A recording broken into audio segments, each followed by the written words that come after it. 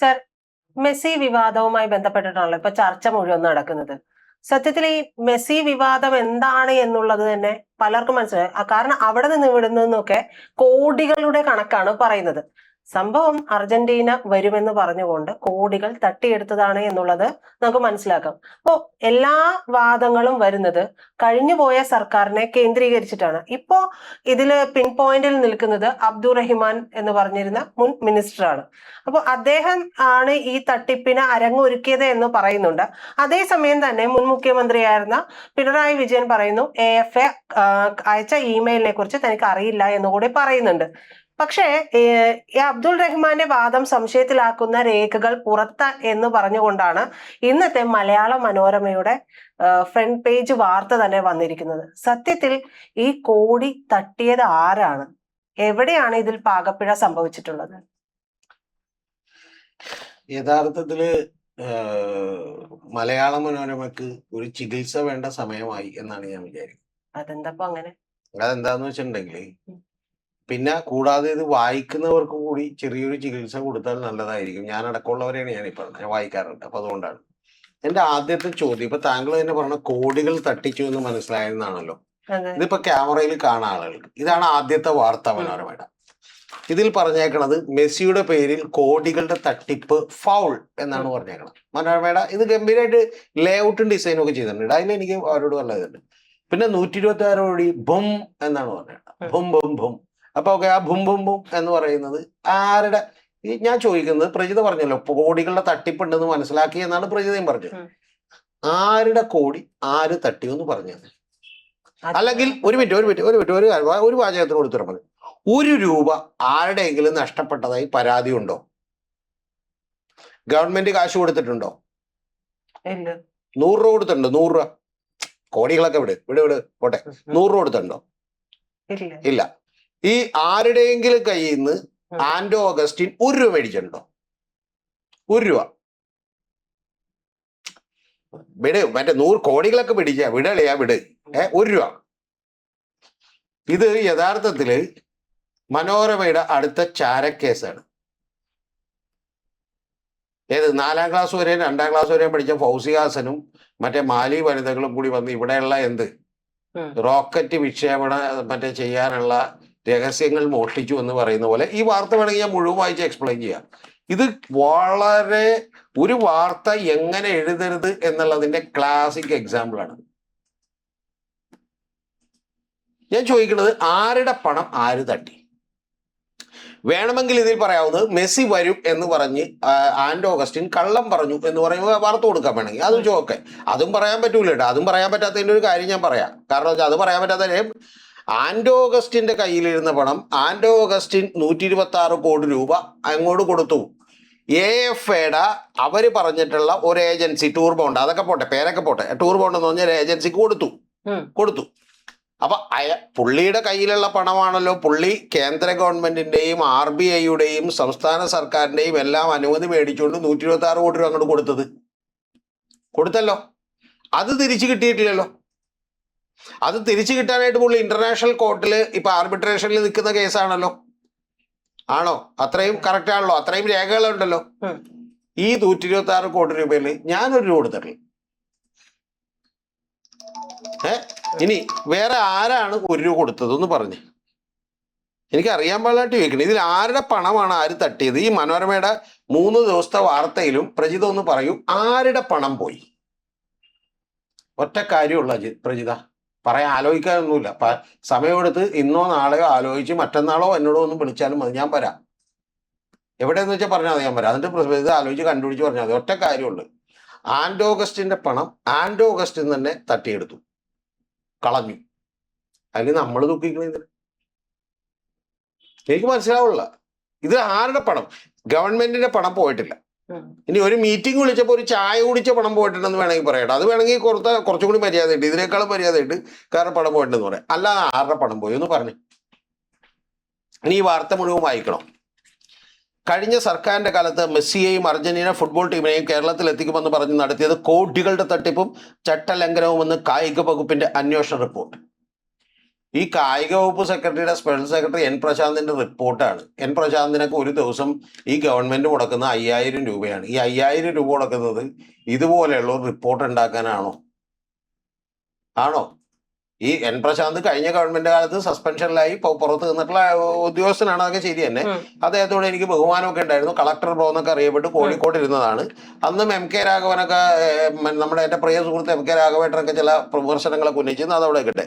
ഈ അന്വേഷണ റിപ്പോർട്ട് ഈ ആരെ പറ്റിച്ചു എന്നാണ് നീ അന്വേഷണ റിപ്പോർട്ട് പറ, എനിക്ക് മനസ്സിലാവില്ല. ഈ ഫണ്ട് എങ്ങനെയായിരിക്കും ആന്റോ അഗസ്റ്റിൻ ഉണ്ടാക്കിയിട്ടുണ്ടാവുക എന്നുള്ളത് അതന്വേഷിക്ക്. പ്രജിത ഒരു മിനിറ്റ്, അങ്ങനെ പ്രജിത പറഞ്ഞു പോരുത്. പ്രജിത ഒരാളെ പറ്റിച്ചു എന്ന് പറയുമ്പോൾ, അല്ലെങ്കിൽ കോടികളുടെ തട്ടിപ്പ് നടത്തി എന്ന് പറയുമ്പോൾ, പ്രജിത ആ പണം എങ്ങനെ ഉണ്ടാക്കി എന്നുള്ള തട്ടിപ്പല്ലല്ലോ. പ്രജിത ആരെങ്കിലും പറ്റിച്ച് കാശുണ്ടാക്കിയോ എന്നുള്ളതാണ്. അങ്ങനെ ഉണ്ടാക്കിയിട്ടില്ലല്ലോ. ഇനി അടുത്തത്, ഇതിന്റെ സോഴ്സ് എവിടെയാണ് എന്നുള്ളതാണല്ലോ അടുത്ത ചോദ്യം, അല്ലേ? ആ സോഴ്സ് എവിടെയാണെന്നുള്ളത് പരിശോധിച്ച് RBIയും എൻഫോഴ്സ്മെന്റ് ഡയറക്ടറേറ്റും ഇൻകം ടാക്സും ഒക്കെ പരിശോധിച്ചിട്ടല്ലേ അനുമതി കൊടുക്കുള്ളൂ. ഇനി അതിൽ നിങ്ങൾക്ക് പരാതി ഉണ്ടെങ്കിൽ ആ വാർത്ത കൊടുത്തോ. അതായത് ആന്റോ അഗസ്റ്റ് കിട്ടിയ 126 കോടികൾ എവിടെ നിന്ന്, എന്നിട്ട് മ്യൂസിക് ഇട്, മ്യൂസിക് ഇട്, കുഴപ്പമില്ല. ഞാൻ ചോദിക്കണത് ഇത് അങ്ങനെ വാർത്ത കൊടുക്കുക, അതിനൊരു അന്തസ്സുണ്ട്. കാരണം വെച്ചാൽ 126 കോടികൾ എവിടെ നിന്ന്. ഞാനടക്കം പറഞ്ഞിട്ടുണ്ട് ഇദ്ദേഹത്തിന്റെ ചില കമ്പനികളുണ്ട്, അത്തരം കാര്യങ്ങളുണ്ട്. അതിൽ നമുക്ക് എന്തില്ല. ഇപ്പൊ ഒരു ടെക്സ്റ്റൈൽ ഷോപ്പ് ഉണ്ട്, അവിടെ എല്ലാം സോൾഡ് ഔട്ട് ആണെന്നാണ്. അതുപോലെ മറ്റേ കൊച്ചമ്മണി കറി പൗഡർ ഉണ്ട്, അതൊക്കെ ശരി തന്നെ. അദ്ദേഹത്തിന് വേറെ ബിസിനസ്സുകളുണ്ട്. അത് കഴിഞ്ഞ് ഞാൻ അന്വേഷിച്ചപ്പോൾ, കാരണം എന്ന് വെച്ചാൽ അദ്ദേഹം TV നിർമ്മിച്ചു കൊടുക്കുന്നിടക്കം, ഇലക്ട്രോണിക് ഐറ്റംസ് നിർമ്മിച്ചു കൊടുക്കുന്നിടക്കം വേറെ ബിസിനസ്സുകളുണ്ട്. ഞാൻ ചോദിക്കുന്നത്, അങ്ങനെ 126 കോടി ഉണ്ടെങ്കിൽ ഈ റിപ്പോർട്ടർ ചാനലിന് വേണ്ടി മുടക്കിയ 300 കോടിക്ക് എവിടെ നിന്നാണ് എന്നുള്ളത് അന്വേഷിക്കാമല്ലോ. അത് നിങ്ങൾ പറ. എന്റെ ചോദ്യം വളരെ സ്പെസിഫിക് ആൻഡ് ക്ലാരിറ്റി ഉണ്ട്. ഈ 126 കോടി രൂപ ബും എന്ന് പറഞ്ഞത് ആരുടെയാണ്? നിങ്ങളെ വെറുതെ എന്ത് ചെയ്യരുത്, പൂഴിക്കടകൻ അടിക്കരുത്. ഈ വായിക്കുന്നവനൊക്കെ ചെറിയ അരിഭക്ഷണം കഴിച്ചാണ് ജീവിക്കുന്നതെന്ന് മനസ്സിലാക്കണം. ഈ വാർത്തയിൽ ഒരു സ്ഥലത്ത് പോലും അതിനുള്ള ക്ലാരിറ്റി ഇല്ല. എന്തിന് AFIയും സംസ്ഥാന സർക്കാരും തമ്മിൽ കരാർ ഒപ്പുവെച്ചതിന്റെയോ സ്പോൺസറും സർക്കാരും തമ്മിൽ കരാറുള്ളതിന്റെയോ പോലും രേഖകളില്ല. വിദേശ നാണ്യ വിനിമയ ചട്ടലംഘനം, കള്ളപ്പണം വെളുപ്പിക്കൽ എന്നിവയിൽ വിജിലൻസ് കേന്ദ്ര ഏജൻസി അന്വേഷണങ്ങൾക്ക് കൂടി ശുപാർശ ചെയ്യുന്ന റിപ്പോർട്ടാണിത്. അതൊക്കെ ശുപാർശ ചെയ്തു, അതിനൊന്നും കുഴപ്പമില്ല, അതവർ നേരിട്ടെ. പക്ഷെ പ്രധാനപ്പെട്ട ഒരു കാര്യം, ഇത്തരത്തിലൊരു കരാറില്ലാതെ. ഇനി അടുത്തൊരു കാര്യം പ്രജിതയോട് പറയാം. പ്രജിത ഏതെങ്കിലും ഒരു കമ്പനി സെക്രട്ടറിയോ ചാർട്ടേഡ് അക്കൗണ്ടന്റിനെയോ, അല്ലെങ്കിൽ ഇതൊക്കെ ചെയ്തു കൊടുക്കുന്ന വലിയ ഫേമുകളുണ്ട്. ഈ കമ്പനി സെക്രട്ടറി, ചാർട്ടേഡ് അക്കൗണ്ടന്റും അതുപോലെ ഇത്തരത്തിലുള്ള ആളുകൾ എല്ലാം കൂടി ഇരിക്കുന്ന വലിയ ഫേമുകളുണ്ട്. അവർ ഈ കേന്ദ്രത്തിൽ മറ്റൊരു ഗവൺമെന്റ് കമ്പനിക്ക് മറ്റൊരു വിദേശത്തേക്ക് പണം അയക്കണമെങ്കിൽ RBIയുടെ അപ്രൂവൽ വേണം. ഈ RBIയുടെ അപ്രൂവൽ വേണമെങ്കിൽ അവിടെ ഏറ്റവും ആദ്യം എഗ്രിമെന്റ് സബ്മിറ്റ് ചെയ്യണം. പിന്നെ അതൊരു നോൺ ഡിസ്ക്ലോഷർ എഗ്രിമെന്റ് ആയതുകൊണ്ട് അവർക്ക് ഇപ്പൊ അത് പുറത്തേക്ക് വിടാനും പറ്റില്ല. നിങ്ങൾ എഗ്രിമെന്റ് എവിടെ എന്ന് ചോദിച്ചാൽ, നിങ്ങളൊരു ഗവൺമെന്റ് ഏജൻസി എഗ്രിമെന്റ് ചോദിക്കൂ. എൻ പ്രശാന്ത് വിളിച്ചിട്ട് ചോദിക്കൂ, ഞങ്ങൾ എഗ്രിമെന്റ് എന്ത് ചെയ്യാം. ഇനി ഇത്തരത്തിലുള്ള റിപ്പോർട്ട് ഉണ്ടാക്കി സംശയങ്ങൾ മാത്രമാണ് ഇതിനകത്ത് പറഞ്ഞേക്കണം. ആ സംശയപ്രകാരമുള്ള ഒരു കാര്യം ഇതുപോലൊരു വാർത്തയായി കൊടുക്കാമോ? വിദേശ നാണ്യ വിനിമയ ലംഘനച്ചട്ടം, കള്ളപ്പണം വെളുപ്പിക്കൽ എന്നിവയിൽ വിജിലൻസ് കേന്ദ്ര ഏജൻസി അന്വേഷണങ്ങൾ കൂടി ശുപാർശ ചെയ്യുന്ന റിപ്പോർട്ടാണ് കായിക വകുപ്പ് സ്പെഷ്യൽ സെക്രട്ടറി എൻ പ്രശാന്ത് മന്ത്രി OJ ജനീഷ് നൽകിയത്. ആയിക്കോട്ടെ, അതിന് കുഴപ്പമില്ല. പക്ഷേ അങ്ങനെ ഒരു റിപ്പോർട്ട് ലീക്ക് ചെയ്ത് പത്രങ്ങൾ കൊടുക്കണെന്തിനാ? 2. ഇനി മൂന്നാമത്തേത്, 126 കോടി പണം കൈമാറ്റം ചെയ്തതായി രേഖയില്ല എന്നാണ് ആദ്യഘട്ടത്തിൽ പറയുന്നത്. അതായത് 126 കോടി പണം കൊടുത്തിട്ടുണ്ടെങ്കിൽ എന്ന് പോലും നമുക്ക് എന്ത് ചെയ്യാൻ പാടില്ല, അറിയാൻ പാടില്ല എന്നാണ് അതിന്റെ പച്ച മലയാളം. മനസ്സിലായ? അടുത്ത വാചകോട്ട, 126 കോടി പണം കൈമാറ്റത്തിൽ 22.68 കോടി രൂപ സേവന നികുതി അടക്കണമെന്ന് ആവശ്യപ്പെട്ട് GST വകുപ്പ് അടുത്തിടെ സ്പോൺസർക്ക് സമൻസ് നൽകിയിരുന്നു. അപ്പൊ നിങ്ങൾ അടച്ചിട്ടുണ്ട് അതുപോലെ അറിയാൻ പാടില്ലെന്ന് പറഞ്ഞാൽ പിന്നെ അതിന് GST അടക്കണമെന്ന് പറഞ്ഞിട്ട് അല്ലെ? ഒരു മിനിറ്റ്, ഇനി അതും പോട്ടെ. 126 കോടി രൂപ അടച്ചു, പക്ഷെ ഒരു സർവീസ് അവിടെ ലഭ്യമായില്ല. ആ 126 കോടി രൂപക്ക് ഇന്റർനാഷണൽ കോർട്ടിലെ ആർബിട്രേഷനിൽ പോയി ആ പണം തിരികെ മേടിക്കാനുള്ള ശ്രമത്തിലാണവർ. അപ്പൊ അർജന്റീനൻ ഗവൺമെന്റ് പറയുന്നത് അത് എന്ത് ചെയ്യാമെന്നാണ്, ഞങ്ങൾ അടുത്ത വിൻഡോയിൽ കളിക്കാമെന്നാണ്. അപ്പൊ വിൻഡോ ഒന്നും വേണ്ട, ഇപ്പൊ പണം തിരിച്ചു കിട്ടിയാൽ മതി എന്ന് പറഞ്ഞു. അതിനുവേണ്ടി അവർ ശ്രമിച്ചുകൊണ്ടിരുന്നുണ്ടെങ്കിൽ പിന്നെ GST അടക്കേണ്ട ആവശ്യം ഇല്ല. അപ്പൊ അല്ലേ മറ്റേ ഒരു സിനിമയിൽ പറയുന്ന പോലെ മനോരമ നീ എവിടെയെങ്കിലും ഒന്ന് ഉറച്ചു നിൽക്കുന്നു. ഇനി ഇപ്പോഴും പ്രജിതക്ക് തലക്കടിയേറ്റ പോലെ പ്രജിത ഇരിക്കുന്നതിന്റെ കാര്യം എന്ന് വെച്ചാൽ പ്രജിതക്ക് ഒരു ചോദ്യത്തിന് ഉത്തരവില്ല. ആരുടെ പണം എവിടെ നഷ്ടപ്പെട്ടു? എന്റെയും പ്രജിതയുടെയും ടാക്സിൽ നിന്നുള്ള 100 രൂപ പോയിട്ടില്ല. 100 രൂപ പോയി എന്ന് പറയാവുന്നത് എന്താ വെച്ചാൽ ഇവരെ വിളിച്ച് മുഖ്യമന്ത്രി ഒരു മീറ്റിംഗ് നടത്തിയപ്പോൾ ഒരു ചായ കുടിച്ചിട്ടുണ്ടാകുമായിരിക്കും, അത് നമുക്ക് ഉറപ്പില്ല. പക്ഷെ ചായ കുടിച്ചിട്ടുണ്ടാവും, ആ ചായയുടെ പണം നിങ്ങൾ തിരിച്ചു തന്നോ എന്ന് പറഞ്ഞാൽ ആൻഡ് ഓഗസ്റ്റ് നാളെ വേണമെങ്കിൽ ട്രഷറിയിലേക്ക് അത് അടക്കും. അല്ലെങ്കിൽ ഒരു ഗ്ലാസ് വെള്ളം കൊടുത്തിട്ടുണ്ടെങ്കിൽ അതിന്റെ പണം അടക്കണോ എന്ന് പറയാം. മിനറൽ വാട്ടറിന്റെ കുപ്പി വെച്ചിട്ടുണ്ടെങ്കിൽ 20 രൂപ, അത് കറക്റ്റാണ്. അല്ലാതെ ഈ 126 കോടി രൂപ മാറണ്ട. അപ്പൊ സാറ് പറയുന്ന മനോരമ വൈരാഗ്യപൂർവമാണ് ഈ വാർത്ത കൊടുത്തത്. ഞാൻ ഈ മനോരമയുടെ 11-ാം തീയതിത്തെ വാർത്തയും 12-ാം തീയതിത്തെ വാർത്തയും 13-ാം തീയതിത്തെ വാർത്തയും ഞാൻ പരിശോധിച്ചു. ഇനി ബാക്കിയാണ് തീർന്നില്ല. ഇതിനെക്കുറിച്ച് ഒരു സെക്കൻഡ് പാർട്ട് വേണമെങ്കിൽ എടുക്കാം. അത് മറ്റു മാധ്യമങ്ങളുടെ വാർത്തകൾ ഞാൻ പരിശോധിച്ചു. മറുനാൾ ഷാജനും മൗദൂദികളും ഒക്കെ ചെയ്തിട്ടുള്ള, അതായത് മീഡിയ വണ്ണൊക്കെ ചെയ്ത വാർത്തകൾ പരിശോധിച്ചു. അതിൽ ഇതിനേക്കാൾ വലിയ രസകരമാണ്.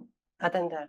അത് നമുക്ക് അടുത്ത എപ്പിസോഡായിട്ട് എടുക്കാം. മനസ്സിലായ? ഈ ആട്ടക്കഥയിൽ അവരുടെ റോൾ എന്താണ് എന്നുള്ളത് എടുക്കാം. ഇത് കേൾക്കുമ്പോൾ എനിക്ക് അറിയാട്ടെ, എനിക്ക് നല്ല ബോധമുണ്ട്.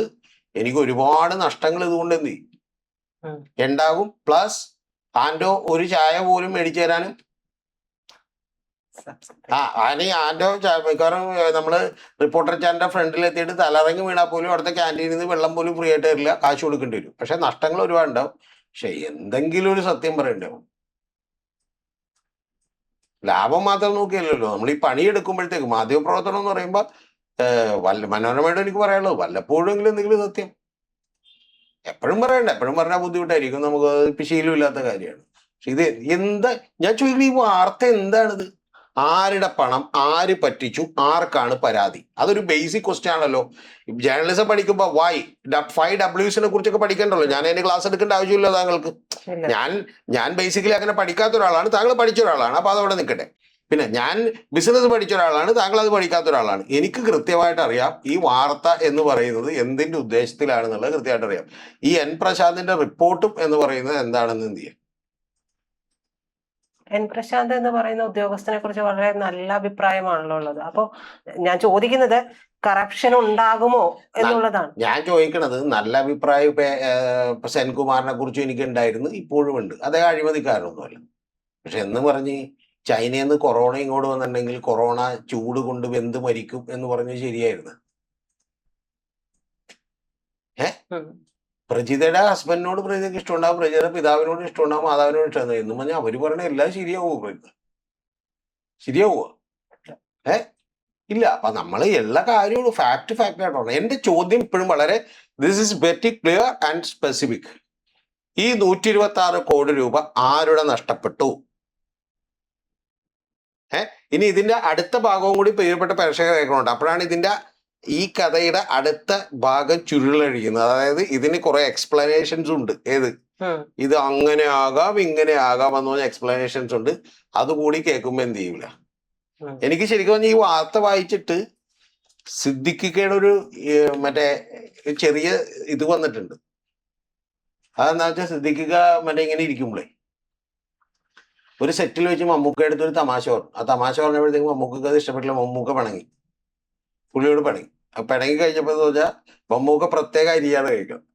അപ്പൊ അരിയാണ് കഴിക്കണതെന്ന് പറഞ്ഞാൽ അരി ചോറ് കൊണ്ടുവന്നപ്പോഴത്തേക്ക് പറഞ്ഞാൽ സിദ്ദിഖ മമ്മൂട്ടിക്കട ചോറിൽ നിന്ന് കുറച്ചെടുത്ത് ചോറെടുത്തിട്ട്, അപ്പൊ ദേഷ്യം കൊണ്ടാണെന്നറിയില്ല, മമ്മൂക്ക ആ ചോറ് മുഴുവൻ സിദ്ദിഖയുടെ ഇല്ല നീ കഴിച്ചു എന്ന് പറഞ്ഞു.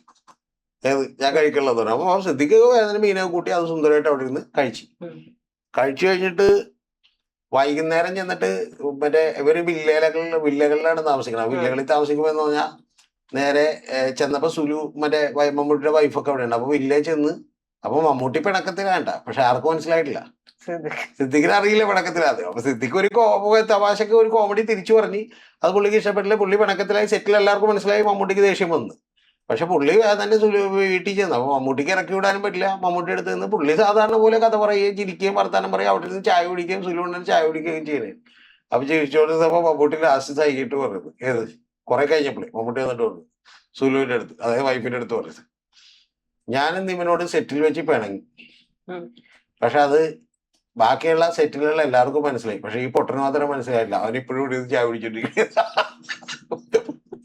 എന്ത് പറയണ പോലെ സത്യം പറയട്ടെങ്കിൽ ഇതൊരു പുകമറാകെ സൃഷ്ടിക്കണേ. മലയാളികൾക്ക് ആർക്കും മനസ്സിലായില്ല ഇത് ആരുടെ പണം നഷ്ടപ്പെട്ടു എന്ന് ആരും ചിന്തിക്കണില്ല.